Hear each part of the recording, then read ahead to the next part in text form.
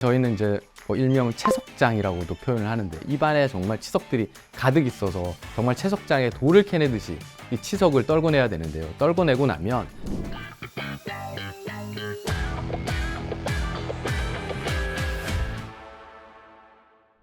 안녕하세요. 소중한 32개 치아를 100세까지 100세 치아 지킴이 정명진입니다. 저희가 이제 환자분들을 뵐 때 스케일링을 이렇게 권해드리는 경우가 있는데요. 그럴 때 꼭 절대 스케일링을 받지 않겠다고 하시는 분들이 계시는데요. 보통 두 가지 이유를 말씀하십니다. 예전에 스케일링을 했더니 내 치아가 깨졌다. 그래서 절대 난 하지 않겠다. 그리고 또 한 분은요. 스케일링을 하고 나서 원래 시리지 않던 치아가 너무 시려서 난 스케일링을 절대 받지 않겠다 라고 하시는 분들이 계신데요. 오늘 그 두 가지에 대해서 제가 명확하게 설명을 드리도록 하겠습니다. 첫 번째, 그 치아가 깨졌다고 하시는 분들이 계시는데요. 절대 스케일링으로 치아가 손상되거나 깨지는 일은 없습니다. 제가 이해하기 쉽도록 설명드리면요. 세차장에서 우리가 강력한 그 수압으로 물을 이렇게 쏘면서 세차를 하잖아요. 그렇다고 해서 차가 찌그러지거나 유리가 깨지는 일은 절대 발생하지 않습니다. 스케일링의 경우도 이와 비슷하다고 생각하시면 되는데요. 치과에서 사용하는 스케일링 장비는 초음파 진동을 통해서 치아에 붙어있는 치석을 떨궈내는 장비지 치아를 삭제하거나 갉아내는 장비가 아닙니다. 스케일링은요, 치과 의사와 치과 위생사만이 할 수 있는 의료 행위인데요. 전문적인 교육 과정을 거치고 면허를 취득한 치과 위생사나 치과 의사들이 이 스케일링을 하면서 치아를 손상시킬 일은 거의 없다고 보시면 됩니다. 설사 미세하게 그 스케일러 팁에 의해서 치아 표면이 손상된다 하더라도 우리 구강 안에는 침이, 타액이 충분히 있기 때문에요. 이 타액은 치아 표면을 재광하는 역할을 하게 됩니다.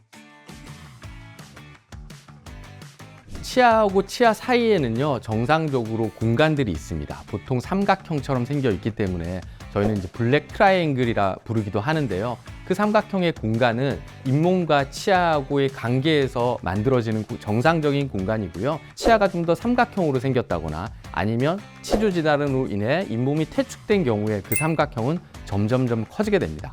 그 공간을 치석이 메우고 있다가 그 스케일링을 통해서 치석이 떨어져 나가면서 그 공간이 다시 노출되게 되고 그러면서 치아에 구멍이 났다고 느끼시는데요. 그래서 이 삼각형의 공간을 막아주고 예방하기 위해서, 더 커지는 걸 막아주기 위해서는 오히려 스케일링을 정기적으로 받으시는 게 치은 퇴축을 막는 가장 좋은 방법이라 할 수 있습니다. 스케일링을 하시고 나서 전혀 시리지 않거나 피가 나지 않는다면 스케일링을 제대로 받지 못했거나 아니면 전혀 스케일링을 받을 필요가 없는 건강한 잇몸을 가지고 계셨다라고도 오히려 생각할 수 있는데요. 스케일링은 치아 표면에 붙어 있는 세균막과 치석들, 이런 덩어리들을 제거하게 되는 겁니다. 우리 쉽게 생각해 보시면 겨울에 이렇게 두꺼운 외투를 입고 있다가 옷을 벗게 되면 굉장히 더 추위를 느끼게 되잖아요. 그래서 그런 치석들이 그 치아의 표면에 붙어 있어서 어떤 치아가 느끼는 자극들을 차단하고 있었던 거죠. 근데 그거는 정상적으로 좋은 의미의 차단이 아니라 그 세균들이 치아에 붙어 있으면서 오히려 더 잇몸을 나쁘게 만들기 때문에 그 치석들은 반드시 제거되어야 하고요.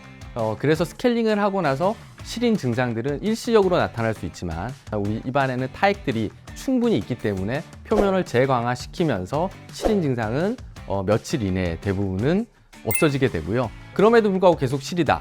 그러면 양치질을 안 하셔서 다시 치석을 만들어야 되는 게 아니라 양치를 오히려 더 잘 하셔서 그 치아 표면에 상아질들이 단단해질 수 있도록 하거나 아니면 요즘 시린이를 예방해주는 치약들도 있습니다.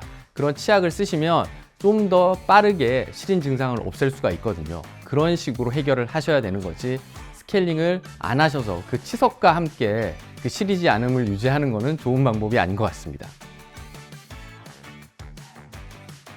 스케일링이 어쨌든 시리고 피가 나고 불편해서 스케일링 하는 것도 사실 굉장히 무서워하시고 치과에 오는 것 자체도 힘들어서 스케일링을 전혀 받지 않는 분들이 계신데요.